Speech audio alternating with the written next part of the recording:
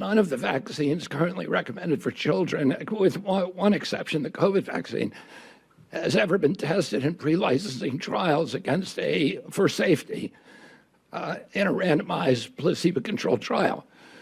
So the starting point is very, very different with vaccines than it is for biologics. A new study just released from the McCullough Foundation has proven a key linkage between childhood vaccines and autism. The real question, however, is where the Trump administration's research from the administration level into this matter is taking them so long when we all want to know more information about that.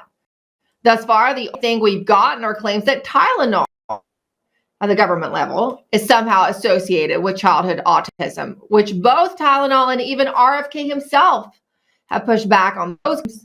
Tylenol is now even suing RFK for those claims, which is why he recently came out and clarified Tylenol's alleged link to childhood vaccines. But the crisis of childhood autism remains at epidemic levels, which leads us back to the recent McCullough Foundation study showing linkages between the vaccine and autism. And we're now joined by Dr. Peter McCullough himself, who is the Chief Scientific Officer of the Wellness Company. Dr. McCullough, this study is making a lot of waves. It's all down my news thread on social media, whatever platform it is. Here's the thing I think might be happening a little bit, though, is I think some people are assuming that this is the government study that we were promised, but it's not. It's something that your foundation took it upon itself to do, correct? Right. The McCullough Foundation received independent funding to essentially do the work we expected our HHS government officials should do. You know, they have billions of dollars of money in budgeted divisions within HHS, and they have tens of thousands of employees. You know, we've been waiting a long time for a comprehensive report on autism. So in many ways, McCullough Foundation did what the government should have been doing, and we've produced a definitive report. So let's talk about this report and exactly what you found. It's staggering. It does show a correlation between the childhood vaccine schedule and autism, which I think, just looking back over the years, you know, I, as a mother, could tell there was something going on, so I chose not to vaccinate my children. I did read a lot of the research that was available, but this is definitive data to show that correlation. Correct? Tell us what you found. Right. This is everything that exists. So no government report now is going to have anything more.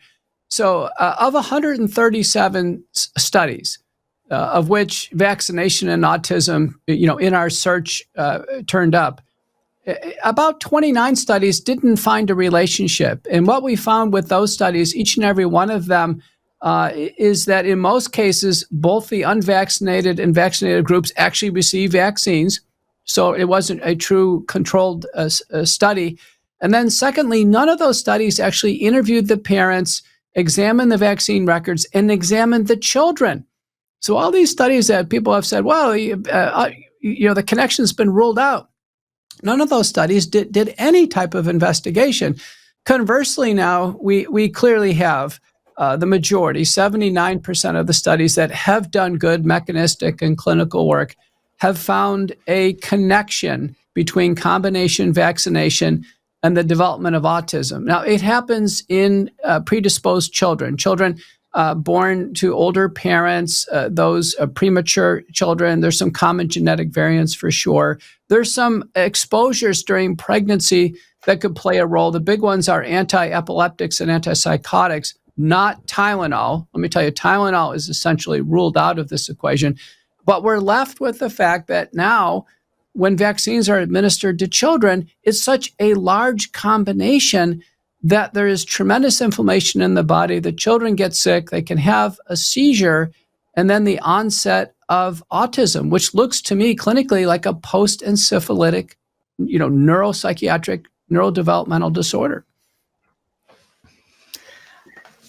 Let's talk about what we do going forward, Dr. McCullough. Now, this is a study that you all have conducted. It seems like it needs to get support at the government level, though. Have you had any communications with, say, Secretary Kennedy or anyone on staff at the Health and Human Services Department related to this study that you've completed that should be very helpful to them?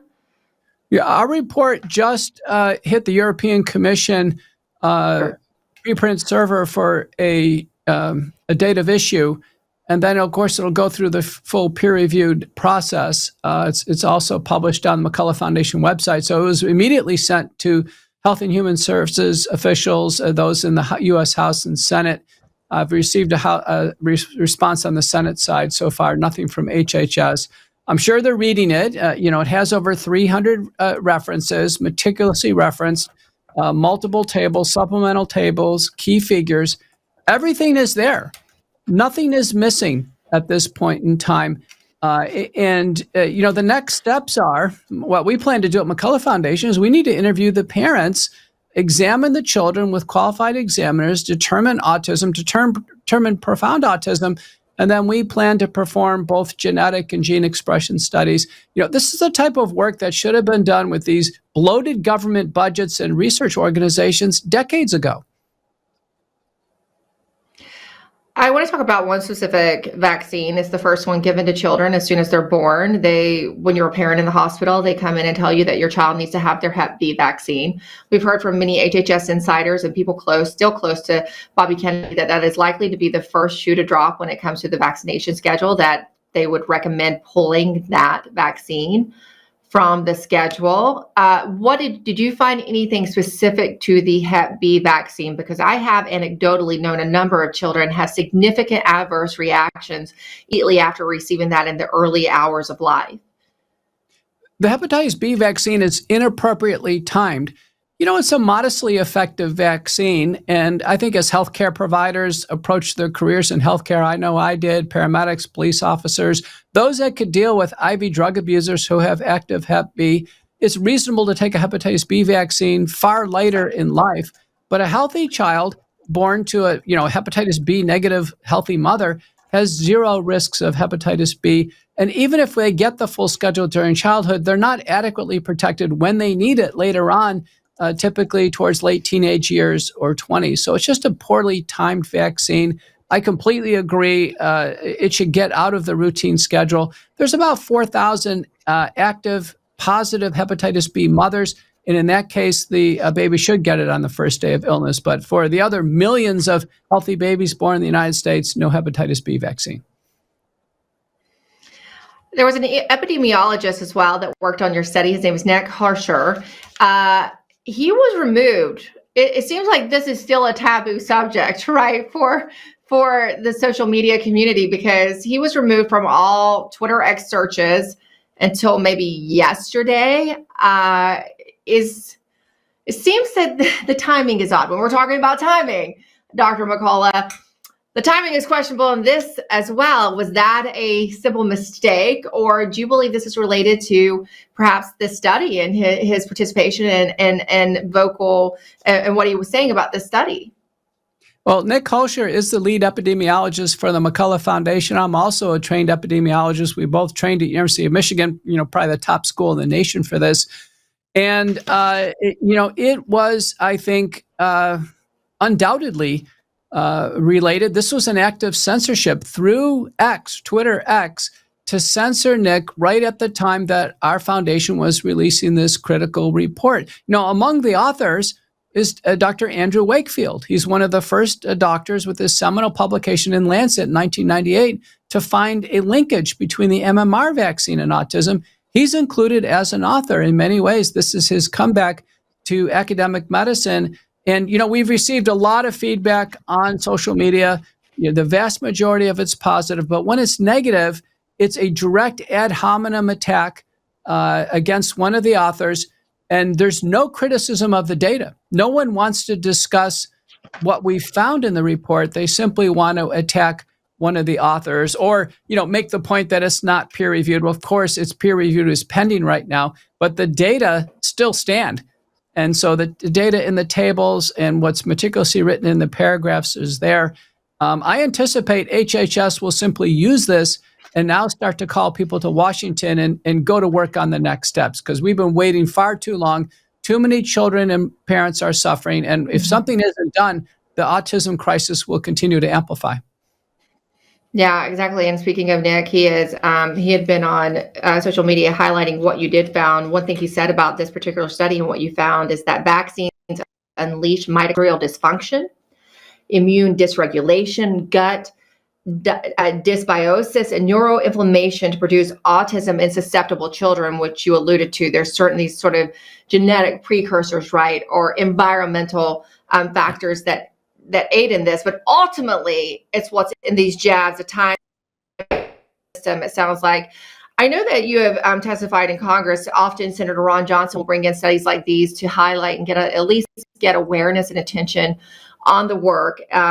Is there potentially a hearing like that in the works? Yeah, I think there should be. This is perfect for a Senate investigation. The Homeland Security and Governmental Affairs, the permanent subcommittee for investigations would be perfect to review this report.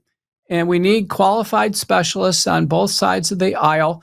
And we should go through the data very carefully and have people fully understand what's going on here.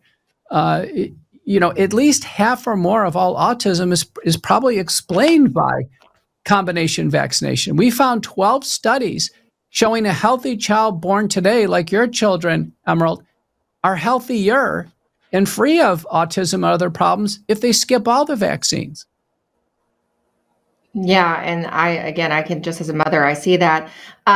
Look, I love that you've done this. I think also once we understand, right, you show the cause, we can get to the answers to helping these children, especially with the precursors that you noted and some of the disruptions it caused. Obviously, there's some way, it seems like there must be some way to address it so that we can help children who do have autism and get to that point, right? Because that's stop the epidemic and then help those who have been victims of this epidemic.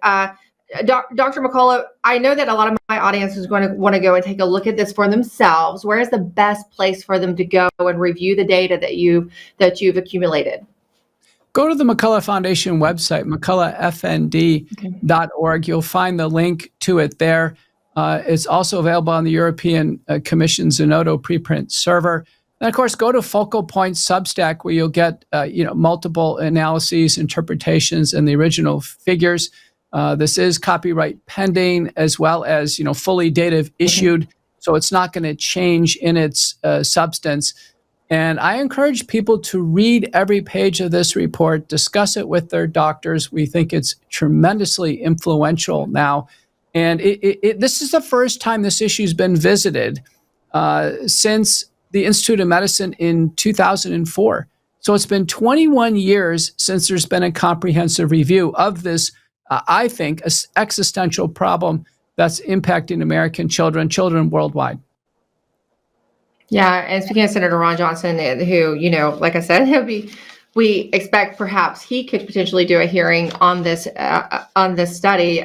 He did sit down with Lindell TV yesterday, and we'll have that in-depth interview with Senator Johnson tomorrow as a preview. In closing, though, Dr. McCullough, this is sort of that, like I said, I think a lot of people might even think this is the study we were promised from Bobby Kennedy's Health and Human Services Department. So in close, what would you say? We were promised that we would know the cause of autism by September, or at least be along the way, right? That's what we were told early in the administration. They did do the press conference with President Trump at the White House in September. They paired that with the claims on Tylenol. So what do you make of thus far the action of the administration on this issue, given what they promised? Yeah, I've been disappointed so far. I think HHS and Trump, Kennedy, and others, it's been a mixed review, but that press release where Trump mentions the vaccines and then the others mention autism, it looked like it was poorly prepared, and it was very, in my view, poorly organized. What they should have done is they should have waited for this or a similar report that's very comprehensive to tell the story that autism is multifactorial. There is no single cause, okay? But there are risk factors, and combination vaccination among susceptible children is the biggest risk factor. It's not Tylenol. Dr. McCullough, thank you so much to you and your foundation for doing this work. It's very important. And we'll keep talking about it. This is not a one and done. We'll keep digging through the data that you all have, presented us with, and we'll keep talking about it. So we appreciate you giving us the starter on it, right? This is the appetizer on it. We'll keep discussing this study. Thank you so much. And tell your team thank you. Thank you.